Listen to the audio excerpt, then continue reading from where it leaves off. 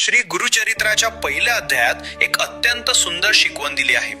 जीवनातील सर्व दुःखांवर एकच उपाय, तो म्हणजे गुरुस्मरण. मनातील व्यथा शब्दात मांडावी लागत नाही, कारण गुरु तर आपल्या अंतःकरणातील प्रत्येक वेदना स्वतः जाणतात.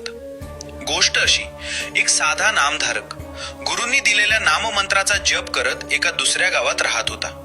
पण एके दिवशी त्याच्या मनात एक प्रखर हाक उमटली, मला गुरुदर्शन हवं आणि आत्ताच हवं.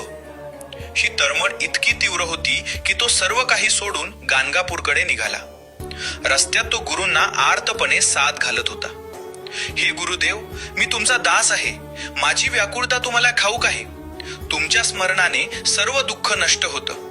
मला भावभक्ती नाही, मन स्थिर राहत नाही, तरीही मला पाव. माझ्यासाठी माता, पिता, आप्त सर्व काही तुम्हीच आहात. हे नरहरी, कृपा करणे तुम्हाला सहज शक्य आहे, मग एवढी तळमळ का? शिष्याची ही आर्त हाक गुरूंना थांबवू शकली नाही.